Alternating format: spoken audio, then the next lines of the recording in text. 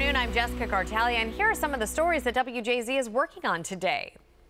I'm Mike Helgren at Great Mills High School. This is the first day back at class for students since the deadly shooting here 2 weeks ago when 16-year-old Jalen Willie was killed by a fellow student, her ex-boyfriend, and a 14-year-old student, Desmond Barnes, was also shot. He is out of the hospital after that.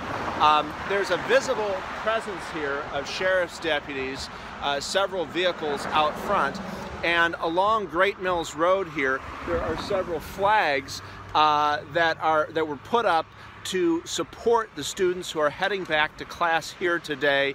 We talked to one parent about how emotional it was for her. She says that her son was allowed back in for an hour a few days ago just to look around, and she said that she saw him always looking behind his back, worried. She said he was nervous about heading back to class today, but she feels that he is secure here, and she says it's still hard for her to believe that this school was the site of a shooting. There was a deputy, if you'll remember in this case, who opened fire on the shooter, and in the end the sheriff determined that the shooter took his own life, but the deputy was able to shoot almost simultaneously, and he actually, they say, hit the gun that was in the shooter's hand. A lot of people called him a hero because of this. We're going to have more today on WJZ about the students' first day back, how they're healing, how they're coping after the shooting here again 2 weeks ago today. Back to you. Hey everyone, Rick Ritter here with WJZ. Today we're working on a story out of Harford County. Some big news out of Harford County, to say the least. They will now be adding a school resource officer to every single middle school. This is a program they already had in place for the high schools up there, every high school except for one.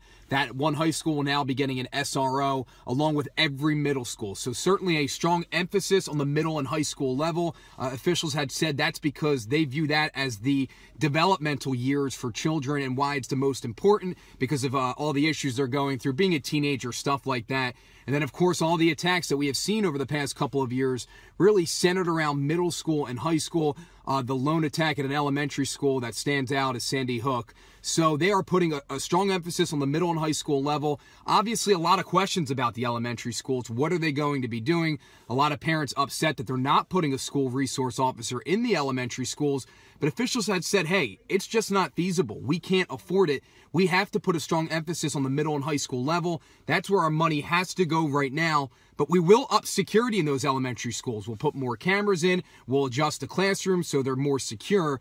We're going to have a lot more on this story coming up on WJZ tonight. You can follow my Twitter page for updates throughout the day as well. Rick Ritter, WJZ. And then this story will be on tonight at 5 and 6 o'clock. Hi, I'm Pat Warren with WJZ, and we're here with Emily Hobermill with the Humane Society. Yes. And we're talking about today's Beagle Bill.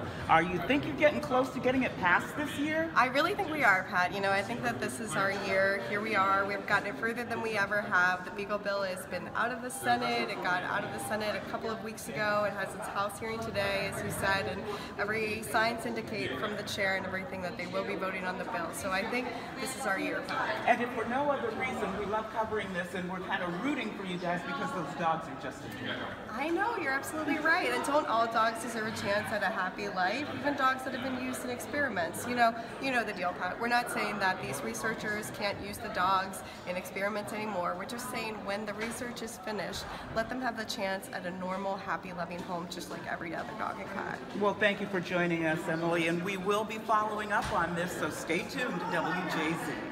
Good afternoon, I'm Devin Bartolotta at Hopewell in Lutherville. This has become kind of a safe haven over the past 25 years for cancer patients, survivors, and their families.